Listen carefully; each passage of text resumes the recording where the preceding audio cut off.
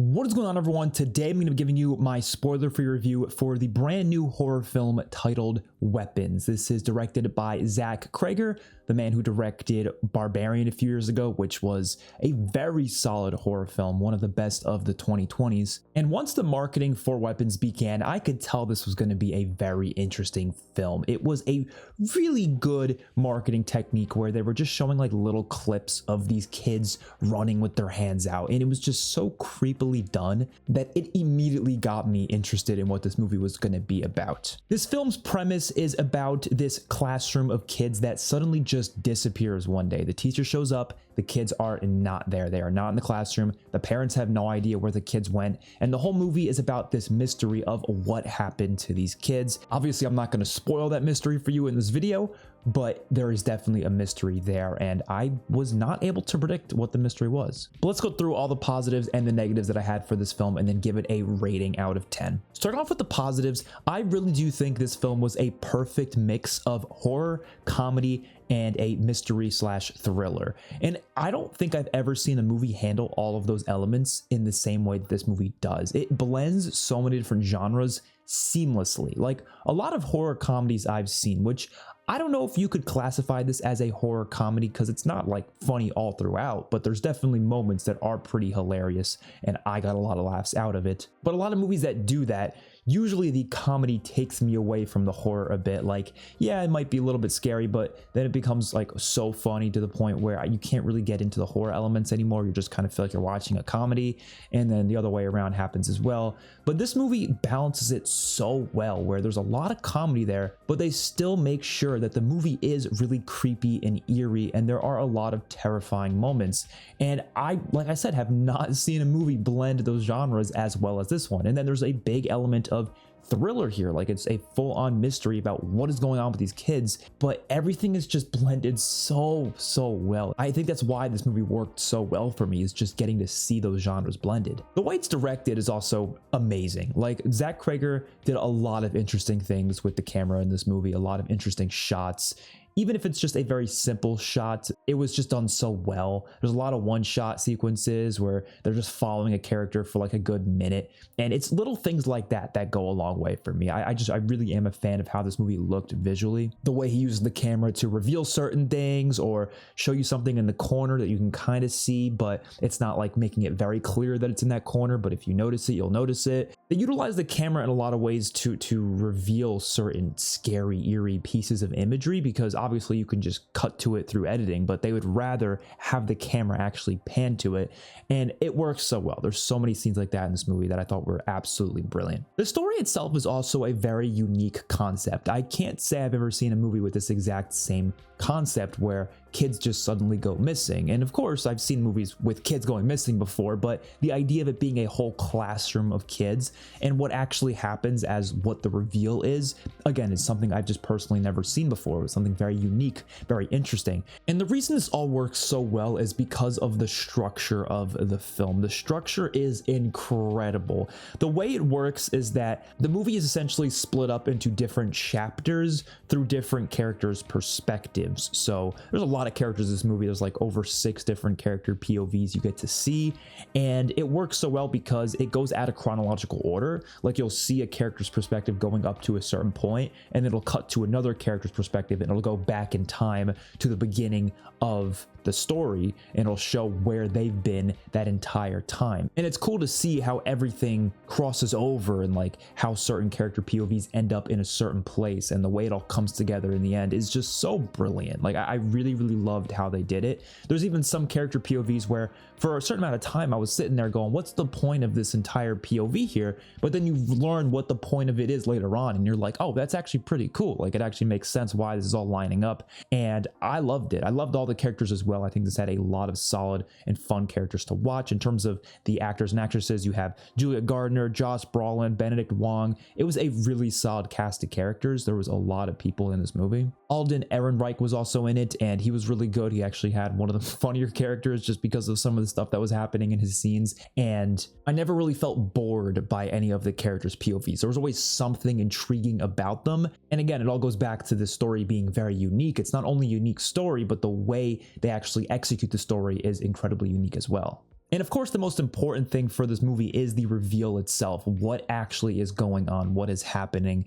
And if it wasn't a good reveal, if it was something that was disappointing and just wasn't that interesting, then I do think the movie just wouldn't have worked. Like this movie relies so heavily on the mystery being an interesting thing. And I do think in the end, I liked what the reveal was. I was interested in the outcome of this story. Now, certain people aren't going to be. I saw a lot of people who were not happy with it, and I get why. Like, I get why people wanted this movie to be a bit different, but I think for what the movie was trying to be, for the tone of the movie, for the fact that it is in a lot of ways a horror comedy, I really feel like it is.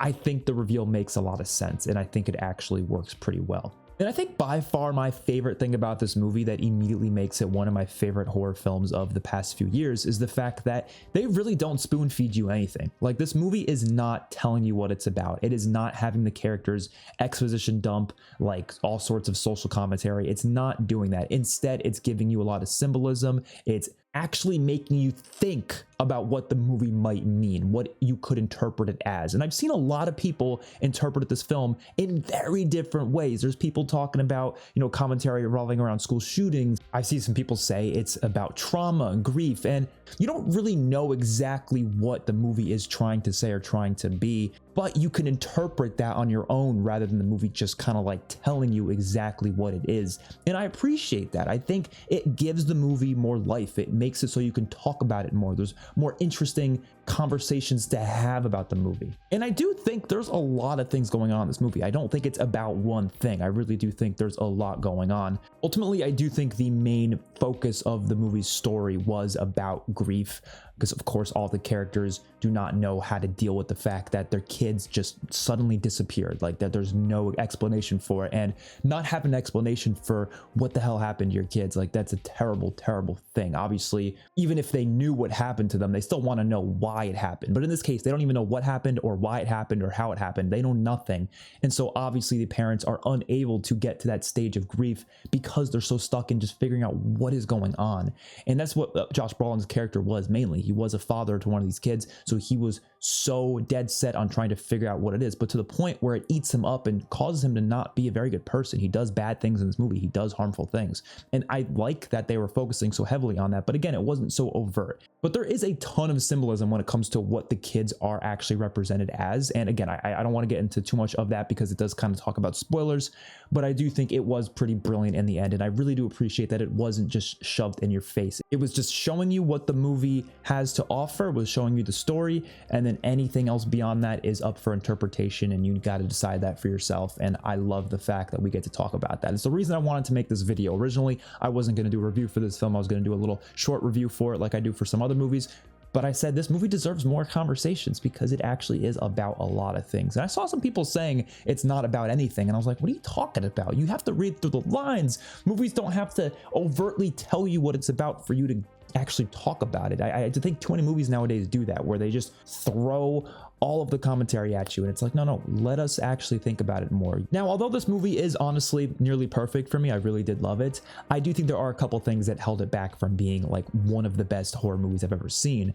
For me, the main thing that I felt was I kind of wish that the tonal change in the movie was kind of brought in later into the film. So what I mean by that is, how I mentioned before, it's kind of like a horror comedy, and there are elements of really, really terrifying and eerie horror, but there's also a lot of comedy and moments that feel a little bit less horror focused. But I think that the movie should have started off pure horror, like full on, and I don't think the movie really did. I mean, there was this song that was playing in the very beginning of the movie that was showing it was a sequence that was showing the kids running, and it was playing the song that didn't really fit the tone of what I feel like this scene should have been. This scene should have been a bit more eerie. It should have been starting off as like, what the hell, like really creepy and just strange, whereas I felt like the movie treated it as just more of an event in the beginning. And I think it should have started off creepier, and then as it goes along, you start to get more of those like just crazy, wacky things going on, and to the point where, at least in my opinion, the final act was extremely funny. Like, there were just insane stuff happening that does kind of, it's not really like meant to be all eerie anymore. It's now going into the realm of being just pure insanity. But I think that gradual change would have actually been more interesting than just having the movie start off as already being like, okay, this movie's going to be a lot of different genres blended into one, which like I said, it worked. I think it was blended nicely, but I think that shift should have been more gradual rather than just kind of starting off like, okay, we're already into this. And I think the last negative I could give is that although I did mention I really do like all the different character POVs, I think those were a really cool element of the film.